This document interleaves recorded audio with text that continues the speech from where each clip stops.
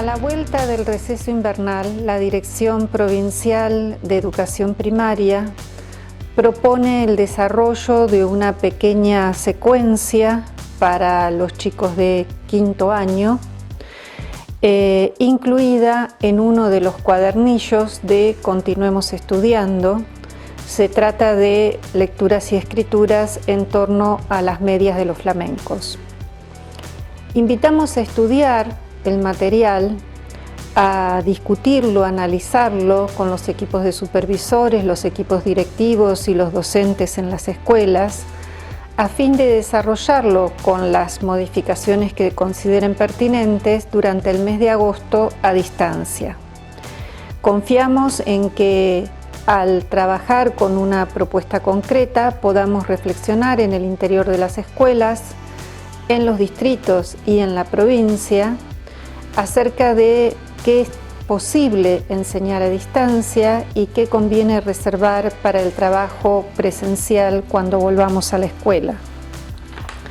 En esta oportunidad estamos presentando a través de este video el documento Orientaciones para la enseñanza de la lectura y la escritura a distancia en quinto año, documento que seguramente están recibiendo en las escuelas o ya han recibido, y aquí en el video anticipamos algo sobre las obras elegidas y los autores y sobre las situaciones y los contenidos desarrollados en torno a la lectura y la escritura. Desde hace mucho tiempo y por varias generaciones, cada vez que evocamos un flamenco, no podemos dejar de pensar en esas patas coloradas picadas por las víboras de coral. Y cuando evocamos una tortuga, nos viene a la cabeza aquella tortuga gigante que vino a morir a la orilla de las luces de Buenos Aires. Y los loros nos recuerdan aquel que se acercó por demás a un tigre y quedó por un rato siendo el loro pelado. Todo esto nos pasa porque de generación en generación en la escuela venimos leyendo Cuentos de la Selva de Horacio Quiroga. De nuestro autor uruguayo elegimos en esta oportunidad Las medias de los flamencos. ¿Por qué? Porque Quiroga no es solamente quien nos hace ver la selva. Con Quiroga olemos la selva, transpiramos la humedad de la selva y hasta en algún cuento nos aturde el zumbido de las abejas y sentimos el cosquilleo por nuestras extremidades de las hormigas que nos van subiendo. Quiroga, el que se mete casi siempre con la profundidad de la muerte, también nos regala estos cuentos para niños que por suerte no pierden su densidad narrativa. Cuando Quiroga cuenta, no sobra ni falta una sola palabra. Quiroga cuenta el cuento. Este maestro del cuento rioplatense decía: si quieres expresar con exactitud una circunstancia, desde el río soplaba el viento frío, no hay en lengua humana más palabras que las apuntadas para expresarla. Una vez dueño de tus palabras, no te preocupes de observar si son entre sí consonantes o asonantes. No adjetives sin necesidad. Inútiles serán cuantas colas de color adhieras a un sustantivo débil. Si hallas el que es preciso, él solo tendrá un color incomparable, pero hay que hallarlo. Por esto, leamos otra vez a Quiroga. ¿Cuáles son las lecturas que se proponen en torno a las medias de los flamencos? Como se mencionó antes, es un cuento con una estructura a la cual las niñas y los niños seguramente están habituados.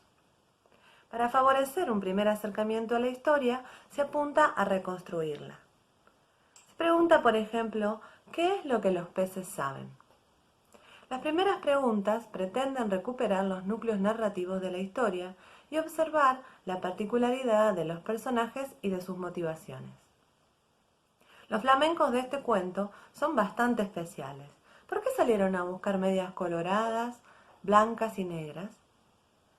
La mayoría de las preguntas, luego de la lectura y de la relectura, se organizan en torno a desentrañar la motivación de los personajes en su accionar. Se requiere de un lector atento a descubrir las relaciones entre la psicología de los personajes, sus motivaciones y sus acciones. ¿Por qué dice el narrador que los flamencos intentan desesperadamente adornarse para las fiestas de las víboras? ¿Qué motivos tenían? Sin embargo, algunas intenciones de los personajes no son tan evidentes. Quedan implícitas en lo que no se dice, y hacer foco sobre ellas ayudará a develar el entramado de relaciones de los personajes. En el cuadernillo, algunas de las preguntas apuntan a desentrañar estas relaciones.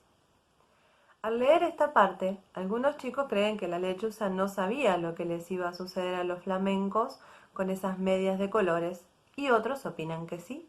¿A vos qué te parece? ¿Y crees que los flamencos tenían la intención de molestar a las víboras? Contanos cómo te das cuenta de sus intenciones. En todos los casos, se requiere de una relectura de las partes del cuento. Si la vía de comunicación con la que contáramos con los chicos y las chicas de quinto grado fuera solo a través del impreso, ayudaría que les indiquemos por dónde pueden releer para construir una respuesta y siempre devolver lo realizado comentando lo que respondieron otros chicos para expresar nuevos pareceres.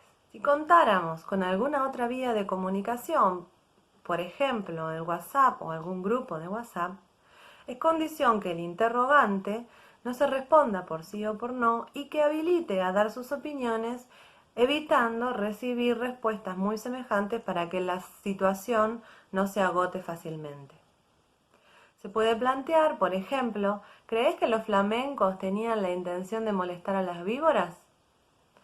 Si las voces de los niños apuntaran a los mismos aspectos, la o el docente podría recurrir a hacer una pregunta de confrontación con algún fragmento del cuento.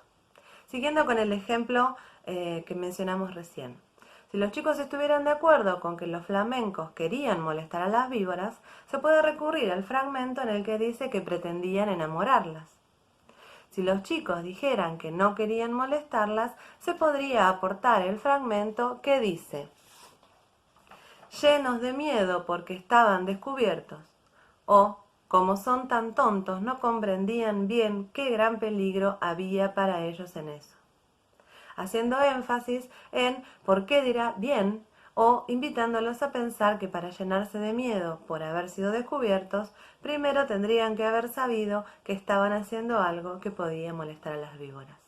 Como siempre, y también por estas vías, la voz docente tiene un lugar central para abrir nuevas preguntas, proponer relecturas, invitar a posar la mirada en algún aspecto sobre el cual no se ha reparado y permitir la profundización en contenidos fundamentales para quinto año en la medida de las posibilidades. Si bien en estas condiciones no podemos profundizar la discusión hasta que se agote, podemos al menos